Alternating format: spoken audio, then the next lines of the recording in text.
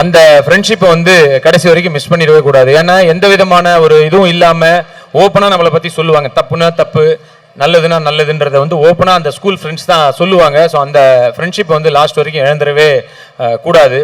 And school லைஃப்பில் இன்னொரு விஷயம் பார்த்தீங்கன்னா, நீங்கள் கூட படிக்கிற அந்த பையனோட உங்களுக்கு பேர் தெரியும், ஃபோன் நம்பர் தெரியும், அட்ரஸ் தெரியும். பட் நம்ம தெரிஞ்சிக்க விரும்பாத ஒரு விஷயம், அவங்க என்ன ஜாதி அப்படின்றது. அது கடைசி வரைக்கும் தெரிஞ்சுக்கவே வேண்டாம். அந்த மாதிரி ஒன்று இல்லவே இல்லை. ஏன்னா நீங்கள் பாருங்கள், ஸ்கூல் பசங்களுக்கு அது தெரியாது. யாரும் யாருக்கிட்டையும் ஜாதி பார்த்து மதம் பார்த்து பழக மாட்டாங்க.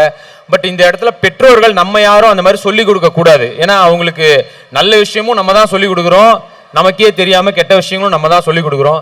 ஸோ இவங்க இந்த ஜாதி, இவங்க இந்த மதம், அந்த மாதிரிலாம் எதுவுமே சொல்லவே வேண்டாம். எல்லாரும் ஒரே ஜாதி, நம்ம எல்லாம் மனித ஜாதி, அதில் நம்ம எல்லாம் ஒற்றுமையாக இருப்போம். ஸோ அதெல்லாம் ஸ்கூல் லைஃப்ல இருந்தே வர்றது. அதை நம்ம பெற்றோர்கள் எதுவும் கெடுத்துட வேண்டாம்.